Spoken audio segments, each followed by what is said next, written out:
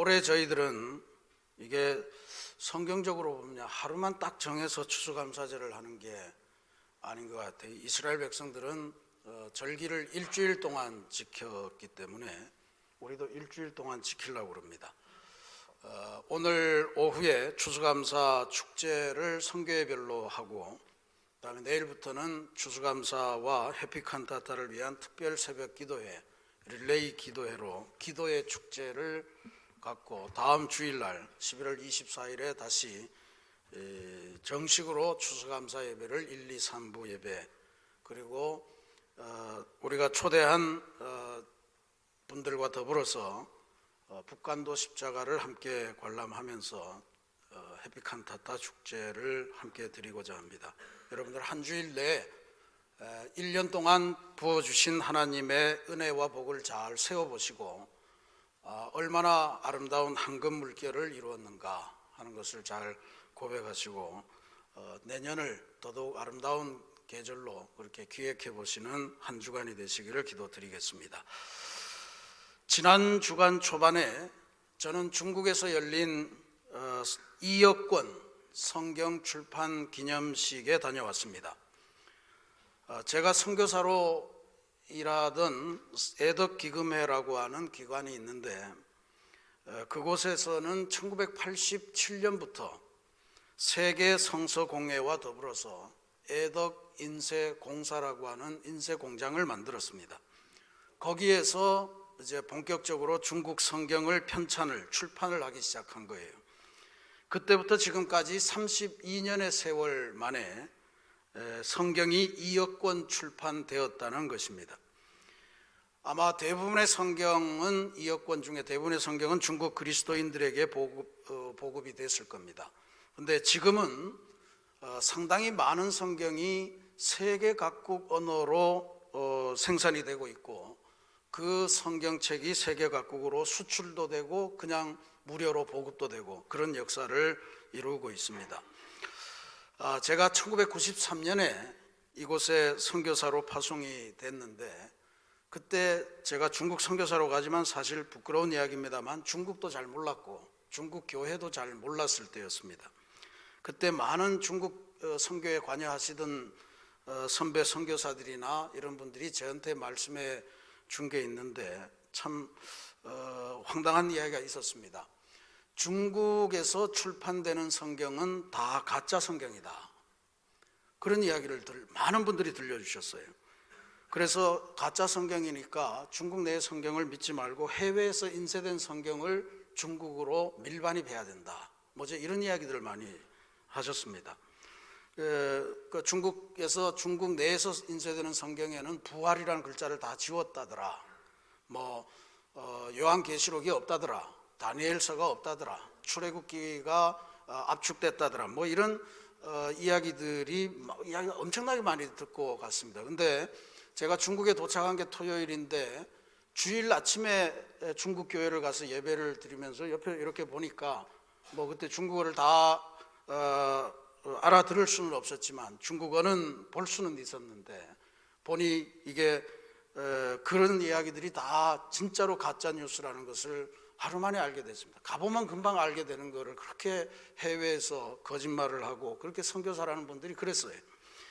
그러니까 그 중국에서 사용되는 성경은 홍콩이나 대만에서 중국인들이 쓰는 성경하고 똑같은 성경이었습니다.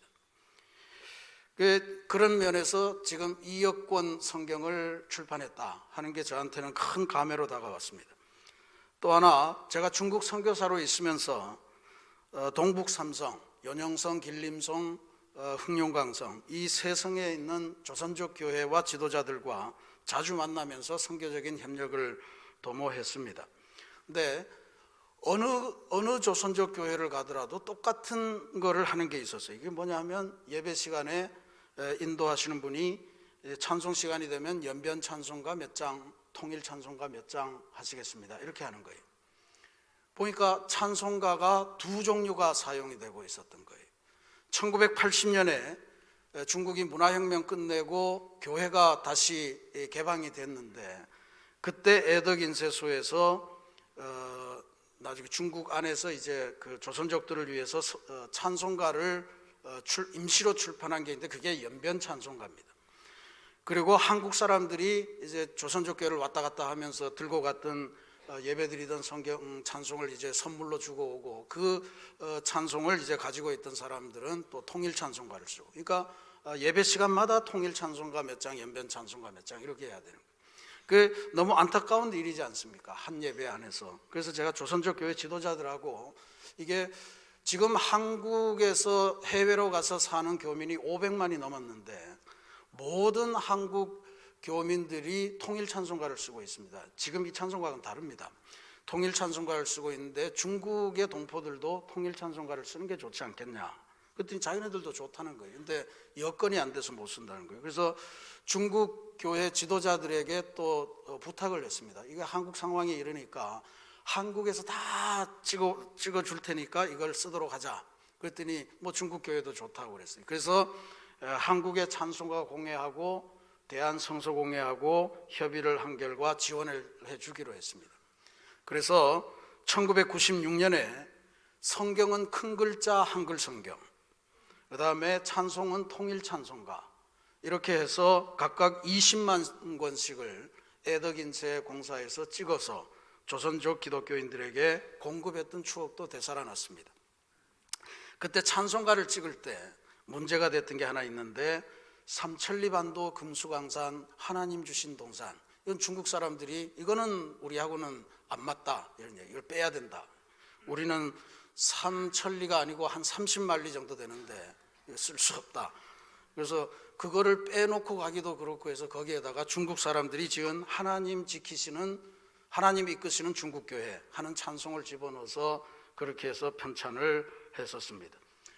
그게 놀라운 일입니다. 놀라운 일이고, 근데 이번 기념식을 하면서 중국 사람들이 그 이여권 기념 성경을 2,000권을 출판을 했어요. 이게 그 성경입니다. 이게 그 성경인데 여기에 양억 이렇게 쓰여 있는 거예요. 이역이라는 뜻이에요. 금박으로 썼고, 이 안에 이제 성경이 이렇게 있습니다. 여기 보면 이 앞에 이게 이자가 이렇게 있고요. 이렇게 이 동그라미 8개 있어서 이역입니다. 이역을 표시하는 거고요. 옛날 중국 사람들이 책을 만들던 방식대로 한 거죠. 뒤에 보면 360이라고 하는 숫자가 적혀 있습니다. 이게 뭐냐면 이 성경이 2억 360권째 성경이다, 이런 뜻이에요. 제가 이걸 갖고 있는 거예요. 이 성경을 뭘 인쇄를 했냐 하면 1919년에 중국에 와 있던 모든 선교사들이 한자리에 모여서 중국에 번역된 성경이 너무 다양하니까 우리가 하나로 합해서 통일한 성경 번역본을 만들자 해서 만든 것이 중국말로 화합본이라고 하는 성경입니다. 이게 유니온 버전이라는 뜻이죠. 그래서 관화하합 역본 이렇게 쓰여 있습니다. 그러니까 당시 중국의 구어체로 된 통일판, 이런 뜻이죠. 그러니까 그런 성경을 이제 100년이 된 기념으로 다시 찍었습니다. 물론 이제 앞으로 더 번역이 필요할 거예요. 그래서 이런 성경을 기념 성경으로 해서 참가한 대표들에게 나누어 주는데 제가 360권째 성경을 받은 거예요. 제가 왜 이 말씀을 드리냐 하면 중국에서 성경이 2억 권이 찍혔다. 그 중에 최소한 60%만 잡아도 1억 2천만 권이 중국 안에 뿌려졌다는 이야기인데요. 이번 기념식에서 어떤 분이 교수님이 강연을 하시는데 그분은 중국 사회과학원의 원로 교수였습니다. 기독교인은 아닌데 기독교에 대해서는 우호적인 유명하신 분인데 그분의 강연 중에 이런 표현이 있어서 제가 굉장히 인상 깊게 들었습니다. 그분이 이렇게 말씀하셨어요. 기독교의 성경은 이제 중국의 고전처럼 중국인들의 삶에 스며들고 있다. 중국이라는 큰 하원에 성경이라는 꽃들이 피어나고 있다. 기가 막힌 표현입니다. 불과 40년 전만 해도 성경을 갖고 있다는 이유로 감옥을 가야 됐던 나라입니다. 성경을 갖고 있다는 이유로 사형을 당한 사람도 있는 그런 곳이었어요. 또 성경을 갖고 있다 성경에 압수당하고 혹은 집을 뒤져서 나온 성경들은 모든 대중들이 보는 앞에서 공개적으로 불에 태워졌습니다. 그러던 나라에서 성경이 이렇게 어마어마하게 인쇄되고 있다는 것, 이건 하나님의 기적입니다. 하나님께서 행하신 일입니다. 세계에서 성경을 제일 많이 인쇄하던 국가가 미국이었습니다. 이제는 중국이 세계에서 성경을 제일 많이 인쇄하는 나라가 됐습니다. 세계에서 가장 양질의 성경을 인쇄하던 나라가 우리 대한민국입니다. 근데 지금은 가장 좋은 품질의 성경을 생산하는 것도 바로 중국입니다. 그러니까 사회주의 사회에서 하나님의 말씀인 성경이 공개적으로 생산이 되고 또 공개적으로 읽히고 있다는 것. 지금 중국에서는 일반 서점에서는 아직도 이 성경을 살 수가 없습니다.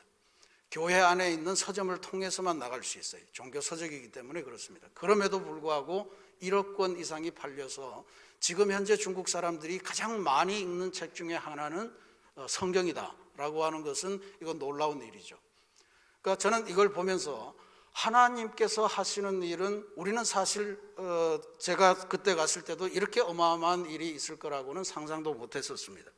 하나님의 일은 우리가 다 알지 못해도 다 볼 수 없어도 하나님이 움직이시면 어마어마한 일을 이루어내신다는 것을 다시 한번 깨달았습니다. 오늘 여러분의 삶을 위해서도 우리 교회의 삶을 위해서도 우리들은 그 미래 끝까지 다 볼 수 없지만 하나님은 엄청난 일을 우리를 위해서 기획하고 계시고 지금도 이 일을 진행하고 계시고 그래서 우리들에게 정말로 놀라운 일을 베푸실 것이라고 하는 이 믿음을 여러분들이 가지시기를 부탁드리겠습니다. 포기하지 마시고 하나님의 사람으로서의 이 길을 끝까지 가셔서 승리를 얻어내시는 그러한 여러분들이 되시기를 주님의 이름으로 부탁드립니다. 중국 이야기가 나왔으니까 계속 갑니다. 중국의 고전을 통해서는 사람이 도대체 이 세상에서 어떻게 살아야 되는가 하는 것에 대한 대표적인 두 가지 전통적인 가르침이 있습니다. 하나는 사람이 아무리 애써도 안 되니까 자연스럽게 그냥 자연으로 돌아가고 아무것도 할 필요 없다. 무위, 아무것도 하지 않는 것이 가장 최선이다. 이렇게 주장하는 가르침이 있습니다. 노자나 장자가 그런 가르침을 주셨습니다. 그리고 또 하나는 어떻게 사람이 그렇게 사냐. 사람으로 태어났으면 사람답게 살아야 되고 사람답게 인격을 둬야 하면서 최고의 인격을 갖는 사람으로 발전해 가야지. 이런 가르침을 준 것이 공자와 맹자입니다. 앞에 거를 도가사상이라고 그러고 뒤에 것을 유가사상이라고 그러죠. 근데 이 공자, 맹자, 또 노자와 장자 이 가르침이 중국 안에서만 머문 것이 아니고 세계화됐습니다. 1960년대에 공허한 삶을 살아가던 영국의 젊은이들 중에 비틀즈라고 하는 노래 그룹이 있었어요. 이 사람들은 노장 사상을 받아들여서 이 세상은 우리가 어떻게 해볼 수 없는 것이니까 그냥 내버려 두면 알아서 다 가게 돼 있다. Let it be 하는 게 최고다. 내버려둬라, 내버려둬라. 우리 경상도 말로 내비도 let it be 이렇게 했다는 얘기예요. 그런데 또 한편으로는 어떻게 그게 그렇게 흘러가냐. 사람이 태어났으면 마땅히 내가 태어난 본성을 최고도로 연마하고 그래서 가장 아름다운 인격으로 성장해서 그렇게 해서 세상의 지도자들이 돼야 된다라고 하는 이야기도 만만치 않았습니다. 수신하고 그 다음에 제가하고 그 다음에 치국해서 평천화할 때까지 끊임없이 발전해야 된다. 수신이라고 하는 건 내 개인의 인격을 닦는 것이고요. 제가라고 하는 것은 집안을 잘 건사하는 거고 치국이라고 하는 건 나라를 다스리고 그러다 보면 천하를 태평스럽게 만들어가는 그런 지도자가 될 수 있다. 이게 오늘날 세계에서 모든 리더십에 대해서 강조하는 그런 자기훈련 개발서 이런 것들이 다 이 이야기를 하고 있습니다. 그래서 동양을 배워야 된다. 이게 세계의 움직임이잖아요. 어떤 삶이 좋을 것 같습니까? 내비두는 게 좋겠습니까? 끝없이 노력하면서 인격을 둬야 하는 게 좋겠습니까? 정답이 없어 보이는데 우리들은 이 중에 어느 것을 택할 필요는 없겠죠. 성경은 뭐라고 하는가? 성경은 우리 인생이 어떻게 살아야 된다고 이야기하는가 하는 것을 보는 것이 오늘 우리들의 과제입니다. 저는 오늘 우리가 봉독한 이 베드로 전서의 말씀을 통해서 사도 베드로의 권면 안에 성서적인 해답이 있다. 인생에 대한 성서적인 해답이 있다 해서 그것을 함께 묵상하면서 은혜를 나누고자 합니다. 이 베드로 전서 후서, 이 짧은 성경은 1세기 말엽에 기록이 됐습니다. 그때 소아시아, 지금의 터키 지역이죠. 소아시아 지역의 그 유대 땅을 떠나서 소아시아 지역으로 이제 일종의 이주를 하거나 아니면 노동을 하거나 하기 위해서 이제 떠나온 사람들, 이거를 헬라어로 디아스포라라고 합니다. 흩어진 사람들. 이 1세기의 소아시아 지역에 살아가던 유대인 디아스포라들, 이 사람들에게 올바른 삶, 의미 있는 삶, 하나님이 기뻐하시는 삶이 무엇인가를 알려주기 위해서 쓰여진 것이 바로 베드로 전후서입니다. 이들은 대단히 힘겨운 삶을 살고 있었습니다. 왜냐하면 소아시아 지역에서 기독교는 불법적인 종교였기 때문에 정치적인 탄압을 받고 있었어요. 거기에다가 온통 이교 문화에 휩싸여 있었기 때문에 그들이 강조하는 유대 문화, 율법의 문화 이런 것들을 안고 살아간다는 것은 아주 큰 땅덩어리 안에서 섬처럼 살아가야 되는 그런 외로운 삶을 의미했습니다. 때로는 무시도 당하고 멸시도 당하고 그렇게 살아갔겠죠. 그런데 이러한 신앙적인 현실, 생활의 실존 현실 속에서 베드로는 그리스도인은 도대체 어떠한 존재인가? 하나님은 왜 그리스도인을 만드셨는가? 이 어려운 시기를 우리는 어떻게 헤쳐나가야 되는가 하는 것에 대한 성서적인 권면을 해주는 것이 바로 베드로 전후서입니다. 그렇게 보면 오늘날 말씀의 빛이 흐려지고 있는 우리 21세기 대한민국을 살아가는 그리스도인에게도 이 베드로 전후서는 대단히 중요한 권면이 될 수 있으리라고 봅니다. 여러분들이 꼭 일독하시기를 제가 권면합니다. 근데 베드로 전서를 쭉 읽어보면 이 짧은 성경에서 사도 베드로는 그리스도인의 인생이 무엇인가, 그리스도인의 인생의 정체성은 무엇인가 하는 것에 대해서 두 가지 중요한 규정을 내리는 것을 발견하게 됩니다. 첫 번째는 우리 그리스도인은 이 세상에서 거류민이요 나그네라고 하는 이야기입니다. 이 세상, 그것이 지금 소아시아 지역이든 아니면 더 나아가서 영적으로 봐서 우리가 살고 있는 이 지구를 의미하든 그것은 우리가 영원히 거주할 그러한 본향이 아니라는 이야기예요. 그래서 지금 우리는 이 땅에서 나그네로 살아가고 있고 우리가 가야 될 곳, 우리가 되돌아가야 될 고향이 어디 딴 데 있다라고 하는 의식을 갖고 살아라, 나그네 의식을 갖고 살라라고 하는 말씀을 줍니다. 나그네 의식을 갖고 살아간다는 것은 이 땅에 영원히 붙박을 수 없기 때문에 우리는 언제나 새롭게 열리는 미래에 대해서 불확실한 상황을 마음에 담고 살아가야 됩니다. 그게 두 번째 사도 베드로의 규정이 나옵니다. 불확실하고 연약하고 뭘 해야 될지 모르는 이런 우리들이지만 하나님께서는 우리 인생 안에 하나님이 원하시는 소명, 하나님의 계획을 담아주셨다는 그러한 사실입니다. 그게 하나님의 소명이 뭐냐? 오늘 베드로 전서 2장 5절 말씀에 4절 5절 말씀에 보면 이 표현을 씁니다. 산돌이다. 산돌이다. 살아있는 돌이라는 뜻입니다. 이 세상에서 연약하고 이 세상에서 부족하고 부끄러움 많은 인생이지만 돌이 있는데 돌이 살아있다는 이야기, 이 돌이 자라난다는 이야기. 그래서 어떤 일을 하느냐 하면 하나님을 모시는 신령한 집의 건축에 사용되는 돌이 되게 할 것이다 하는 게 하나님의 목적이라는 이야기입니다.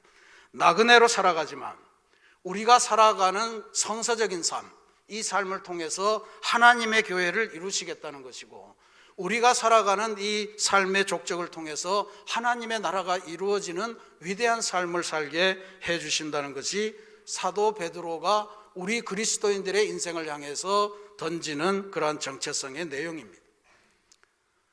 이 땅에 나그네로 살아가지만 하나님의 나라를 건설하며 살아가는 존재다. 그래서 베드로가 결정적으로 우리를 향해서 주시는 규정은 너희는 택하신 족속이요 왕같은 제사장이요 거룩한 나라요 하나님의 소유된 백성이라 하는 말씀을 주신 겁니다. 이 말씀은 우리가 너무나도 잘 아는 말씀입니다. 이 말씀은 우리가 너무나도 좋아하는 말씀입니다. 그럼에도 불구하고 오늘 우리들이 주목해야 될 한 구절이 있습니다. 그건 바로 9절 하반부에 있는 이 구절입니다. 너희를 어두운 데서 불러내어, 너희를 어두운 데서 불러내어 라고 하는 말씀이에요. 우리 그리스도인은 우연히 여기에 와서 사는 존재도 아니고요, 그리고 누군가에 의해서 이게 자연스럽게 발생한 그런 존재도 아니고요, 하나님께서 불러내어서 지금 우리의 삶의 자리에서 살게 된 존재라고 하는 뜻입니다. 그런데 어두운 데서 불러내었다, 어두운 데서 불러내었다라고 하는 것은 복합적인 의미를 갖습니다. 첫 번째 중요한 것은 어두운 데서 불러냈다는 것은 하나님께서 우리를 창조하셨다 하는 뜻입니다. 창세기 1장에 보면 하나님이 천지를 창조하실 때, 하나님이 천지를 창조하시기 직전에 세계는 어둠과 혼돈이었다라고 하는 구절이 나옵니다. 어둠과 혼돈과 공허했다. 그런데 그 어둠으로부터 우리들을 창조하시고 우리들에게 빛의 세계를 살아갈 수 있도록 그렇게 위치와 의미를 규정해 주셨다는 이야기예요. 이것은 이 땅을 살아가는 모든 인간에게 주시는 하나님의 규정입니다. 너희들은 내가 창조한 존재라. 그런데 두 번째 또 다른 의미로는 우리는 이렇게 해석해 볼 수 있을 거예요. 이 세상에 수많은 인생들이 존재하는데 오늘날 우리 지구상에도 한 70억 정도가 산다고 그러잖아요. 그 수많은 인생들 중에서 하나님이 선택해서 불러서 꺼내주신 존재가 있는데 그게 바로 우리들이다라고 하는 이야기입니다. 그렇게 보면 우리는 하나님이 창조하셨을 뿐만 아니고 하나님께서 뭔가를 계획을 갖고 이루시려고 하기 위해서 수많은 사람들 중에서 우리를 선택해서 불러서 끄집어내 주신 존재다라고 하는 것이 바로 오늘 어두운 데서 불러낸 존재로서의 우리에 대한 이 베드로의 규정입니다. 구약 성경은 하나님께서 어두운 데서 불러내어서 이 세상을 살게 하신 그 믿음의 선조들로 잔뜩 차 있습니다. 가득 차 있습니다. 그 대표, 그 선조가 바로 아브라함입니다. 아브라함이 창세기 12장에 보면 가나안 우르라고 하는 곳에 살던, 갈대아 우르라고 하는 곳에 살던 그 아브라함을 하나님이 어느 날 부르십니다. 그런 세 가지 약속을 주시는 거잖아요. 네 자손을 바다의 모래처럼 그리고 하늘의 별처럼 많게 하겠다. 큰 민족을 이루겠다. 그리고 너희들이 이 세상의 모든 백성을 위한 복의 근원이 되게 하겠다. 이게 이스라엘 백성의 기원입니다. 그리고 하나님께서 이 약속을 출애굽한 다음에 시내산에서 계약 맺을 때 바로 주세요. 그 출애굽기 19장에 보면 우리가 택한 백성이고 또 왕같은 제사장이고 거룩한 나라고 하나님의 소유된 백성이다라고 하는 거는 사도 베드로가 바로 그 출애굽기 19장으로부터 인용한 구절이에요. 근데 아브라함을 부를 때 이 세 가지 약속을 주셨는데 그 세 가지 약속을 자세히 구분해 보면 두 가지는 복에 대한 약속이고요, 한 가지는 사명에 대한 약속이에요. 선택받은 백성으로 자손을 풍성하게 하고 큰 민족을 이루겠다고 하시는 것은 복의 이야기입니다. 풍성하게 만드는 것. 근데 복의 근원이 되겠다고 하는 것은 사명에 대한 약속이에요. 복의 근원이 되기 위해서 복을 빌어주고 하는 역할을 이스라엘 백성에게 당부한 거예요. 근데 성경을 보면 이스라엘 백성들은 앞에 선민으로서 받을 복에 대해서는 아주 열광을 했습니다. 이건 우리에게만 주시는 하나님의 특별한 은혜야 뭐 이러면서, 그런데 뒤에 복을 나누어 주라고 하는 사명에 대해서는 무책임했습니다. 오히려 그 복이 이방으로 흘러가지 못하도록 자기네들끼리만 누리려고 그렇게 획책하고 그렇게 타락하게 간 것이 바로 이스라엘 백성이었습니다. 하나님은 결국 이스라엘 백성을 포기하고 새로운 일꾼들을 세우지 않으면 안 되는데 그게 신약시대의 예수님과 더불어 생겨난 그리스도인들의 모임이었다는 이야기. 오늘 우리들입니다. 우리는 교회라고 할 때 이 헬라어를 에클레시아라고 하는 단어를 씁니다. 이 에클레시아라고 하는 단어는 하나님의 부르심을 받은 사람들 이런 뜻입니다. 에클레시아 안에 칼레오라고 하는 단어가 포함되는데 이게 불렀다 이런 뜻이거든요. 그러니까 오늘 저와 여러분은 이 자리에 와 계시지만 그냥 우리가 자의적으로 내가 원해서 여기 온 것이 아니라 하나님이 어두운 데서 불러내서 선택받아서 이 자리에 오신 것인 줄로 기억하시길 바랍니다. 여러분의 삶은 그냥 괜시니 우연스럽게 발생된 것이 아니고 하나님이 계획을 갖고 창조하셨고 여러분의 삶의 현장에서 하나님의 나라를 이루도록 그렇게 불러내서 택함받은 존재라는 사실을 기억하시기를 부탁드리겠습니다. 그렇게 보면 베드로전서 오늘 2장 9절 말씀은 정말로 성경 속에 이런 축복의 말씀이 있을까 싶을 정도로 읽으면 읽을수록, 들으면 들을수록 감사한 구절이에요. 우리 부족하고 죄 많고 어디 내놔도 부끄러운 우리들을 향해서 하나님이 이렇게 이야기하십니다. 너희는 내가 택한 족속이라. 너희는 이 세상에서 왕같은 제사장이라. 너희는 나의 나라를 구성할 거룩한 백성이 되고 내가 너의 주인이 되는 나의 소유된 백성이라 하는 말씀을 들려주기 때문에 그렇습니다. 이 말씀을 들을 때 우리가 황홀해한다면 잊지 말아야 될 것은 이 말씀 뒤편에 있는 하나님께서 우리에게 당부한 사명의 내용입니다. 이스라엘 백성처럼 그와 같은 잘못을 다시 범해서는 안 됩니다. 우리가 택한 백성, 왕같은 제사장, 거룩한 나라, 하나님의 소유된 백성, 이것만을 자화자찬하면서 이것만을 기뻐하면 하나님께서 또다시 새로운 일꾼을 찾아 나설지도 모른다는 이야기. 그럼 우리에게 주어진 하나님의 사명은 무엇인가? 목적은 무엇인가? 하는 것이 바로 하나님께서 우리를 어두운 데서 불러내신 목적입니다. 그거는 우리를 죽음의 절망 가운데서 생명의 빛 가운데로 불러내신 분의 아름다운 덕, 하나님의 덕이겠죠. 이 아름다운 덕을 온 세상 만방에 선포하는 것, 그게 하나님이 우리를 어두운 데서 불러내신 주요한 목적이다라고 하는 것을 기억하셔야 됩니다. 우리가 하나님의 창조를 잊고 이 땅에 보냄받아서 이런저런 삶의 조건 속에서 살아가지 않습니까? 개인의 욕망이 왜 없겠습니까? 바람이 왜 없겠습니까? 그것을 이루기 위해서 열심히 노력하는 거 다 중요한 일입니다. 그러나 무엇보다도 소중한 것은 우리 인류를 어두운 곳에서부터 기이한 빛의 세계로 이끌어내시는 그 하나님의 구원의 은총, 이것을 온 세상에 전파하는 것만큼 중요한 일은 없다는 이야기예요. 그것을 해야 된다는 이야기입니다. 그래서 그 하나님의 아름다운 덕과 사랑을 전하는 일을 하고자 불러주신 것이 우리의 그리스도인이고, 그래서 교회 안에서 제일로 중요한 것, 그리스도인에게 제일 중요한 과제는 사실 전도라고 하는 겁니다. 예수천당, 불신지옥 이런 걸 들고 지하철 안에서 떠드는 사람들도 중요하겠고요. 길거리에서 생면부지의 사람들을 향해서 하는 것도 중요하겠습니다. 그러나 만약에 살고 죽는 문제, 하나님으로부터 영생을 얻고 영원한 형벌을 피하는 문제, 이런 것에 대한 그것을 우리가 진짜로 믿는다면 이 이야기를 가장 먼저 전해야 될 사람이 누구이겠습니까? 우리들의 가장 사랑하는 가족이고, 내 가장 사랑하는 친구고, 내 옆집에서 맨날 보는 우리들의 이웃 사촌들이고, 이런 분들에게 이걸 전해야 도리가 맞지 않습니까? 우리 주변에 가장 가까운 사람들은 내버려 두고 온 사방 가서 한 번도 얼굴 본 적 없는 사람한테 정말로 기쁜 소식이 있습니다, 이런 것을 전하는 것이 그게 과연 얼마나 큰 효과를 지닐까요? 그러니까 여러분들 주변에 여러분들이 누리시는 왕같은 제사장, 택한 족속, 하나님의 소유된 백성, 거룩한 나라, 이 아름다운 이야기, 그래서 우리는 어두운 곳에서 빛의 세계로 나왔습니다 하는 것을 여러분의 사랑하는 벗들에게, 가족들에게, 이웃들에게 전해줄 수 있는 여러분들이 되시기를 바랍니다. 근데 문제가 있어요. 우리가 그런 어마어마한 존재로 부르심을 받았음에도 불구하고 오늘 우리가 그렇게 살지 못하고, 오늘 우리가 그렇게 살지 못하다는 것을 내 사랑하는 사람들이 다 알고 있다는 것 때문에 그래요.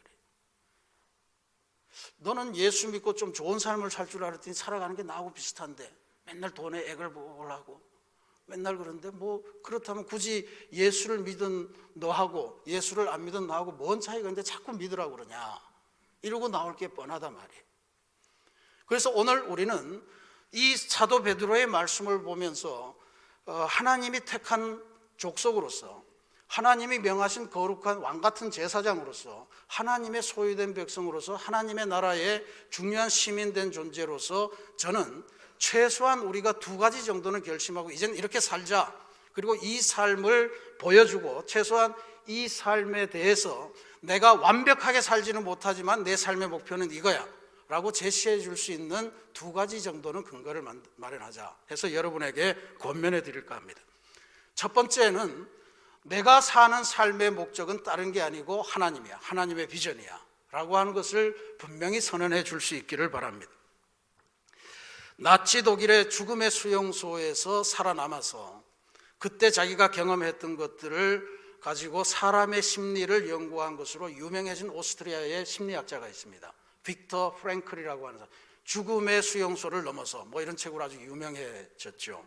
이 사람이 유대인이라는 이유로 수용소에 갇혀서 이제 절망의 세계를 살아갈 때 그 상황은 굉장히 절망적인데 그 절망적인 상황에 전혀 굴복하지 않겠다는 자신의 내면에 어떤 힘이 있다는 것을 발견하게 됩니다.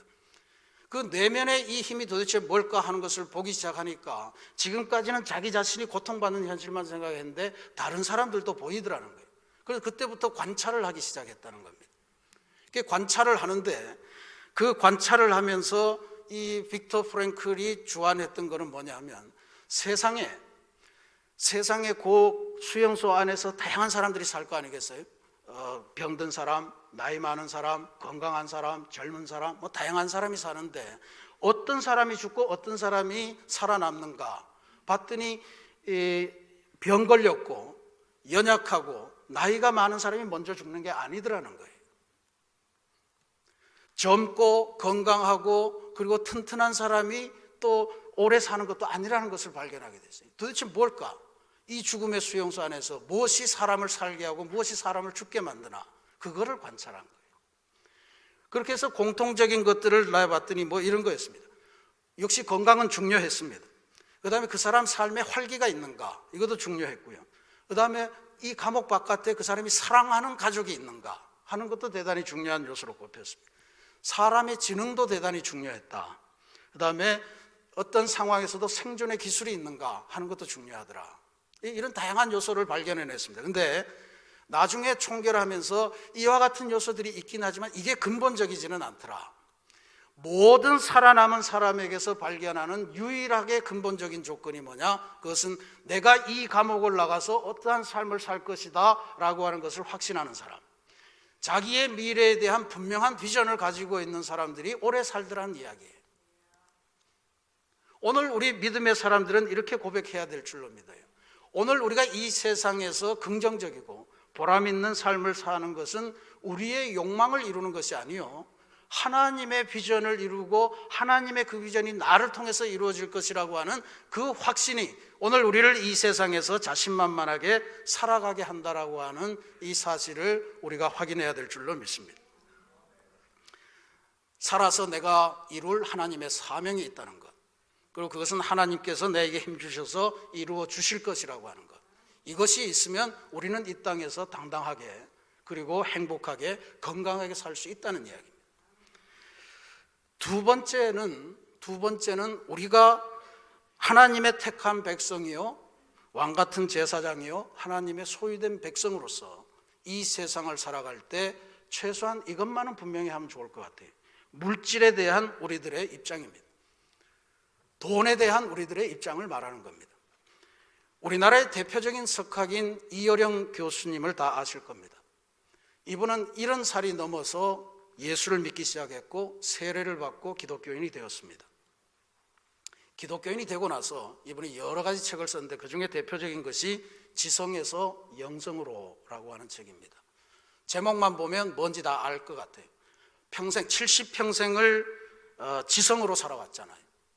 그 다음에 나중에 만난 하나님, 나중에 만난 예수 그리스도를 통해서 영성이라는 걸 새롭게 체험하면서 살아갑니다. 그런데 인생에 중요한 것은 지성이 아니고 지성에서 영성으로 발전하는 거더라 하는 게 이 책의 내용입니다. 그런데 그 책에서 이어령 교수는 기독교인이 된다는 것이 무엇인가 하는 것을 이렇게 표현합니다. 하나님 대신 재물을 섬기거나 혹은 하나님처럼 재물을 섬기는 것이 아니라 하나님을 위하여 재물을 사용할 줄 아는 사람이 바로 기독교인입니다. 이분은 한평생 성경을 읽었다고 그랬습니다. 물론 예수를 믿기 전에 성경은 문학 작품이었겠죠, 이분에게. 그런데 믿음의 눈으로 성경을 보기 시작하면서 가장 먼저 들어온 것이 돈을 어떻게 다루느냐 하는 게 기독교인의 근본이더라 하는 위대한 발견을 한 거예요. 하나님을 이용해서 돈을 벌자고 하는 건 그건 가짜 기독교인이더라 이런 이야기죠. 하나님하고 돈을 비슷하게 놓고 유리한 대로 요리 갔다 저리 갔다 하는 것도 기독교인이 아니라는 이야기. 돈이 언제나 옆에 있지만 하나님을 위해서 이 돈을 어떻게 사용할까 하는 것을 분명하게 정립한 사람이 기독교인이더라 라고 하는 게 이 노학자의 고백이고 발견입니다. 저는 우리 그리스도인들이 이분의 가르침을, 이분의 발견을 눈여겨 귀담아 들어야 된다고 봐요. 오늘날 한국교회가 이렇게 나락으로 떨어져 있는 이유도 우리 한국교회가 돈에 굴복했기 때문에 생긴 현상이에요. 얼마나 많은 훌륭한 지도자들이 돈에 굴복하고 돈에 휘둘리고 돈 때문에 인생을 망쳤는지 모릅니다. 그래서 오늘 우리들은 택한 족속이요 왕같은 제사장이요 거룩한 나라요 하나님의 소유된 백성이라 하는 이 말씀을 통째로 다 이루지는 못하지만 나는 최소한 하나님께서 내게 주신 계획과 소망을 이루기 위해서 살고 싶어요. 그리고 내게 주신 조건, 내게 주신 재능, 내게 주신 건강, 내게 주신 특별한 물질, 이 돈, 이것만은 내가 하나님을 위해서 사용할 수 있도록 하나님께서 내게 힘을 주시리라 믿어요. 이 두 가지를 분명히 하면 우리들은 최소한 이 세상에 사는 사람들에게 하나님의 허락하신 소명을 전해주는 그런 전도자의 삶을 자신 있게 살 수 있게 될 줄로 믿습니다. 사랑하는 우리 새신교회 성도 여러분, 우리는 하나님의 사랑을 증거하기 위해서 하나님을 통해서 어둠의 세계로부터 빛의 세계로 불림을 받은 하나님의 사람임을 꼭 기억하시기 바랍니다. 이것은 하나님께서 목적을 갖고 이 일을 행하셨는데 그건 바로 이렇게 구원의 은총을 베푸시는 하나님을 온 천하만만에 하나님의 구원의 은총을 전파하기 위해서 우리들을 택하신 것이라 하는 사실도 기억하셔야 됩니다. 그렇게 보면 우리 인생의 제일 가는 목적, 하나님이 우리 인생을 창조하신 목적은 바로 하나님의 사랑을 전파하고 하나님의 사랑을 나누는 것임을 기억하셔야 됩니다. 이 땅을 살아가면서 영원히 사는 것 아닙니다. 이 땅을 살아가면서 하나님을 위해서 우리에게 주어진 모든 삶의 조건들을 가지고 특별히 돈을 가지고 하나님을 위해서 사용하면서 하나님의 나라를 확장해가는 그러한 일에 아름다운 도구로 쓰임받는 인생들이 되시기를 부탁드리겠습니다. 그러노라면 우리는 하나님의 덕과 사랑을 온 누리에 전파하는 귀한 전도자의 삶으로 이 땅을 마감하고 하나님의 품에 안길 수 있으리라 믿습니다. 이와 같은 은총의 삶을 살아가시기를 주님의 이름으로 축원합니다. 같이 기도하시겠습니다.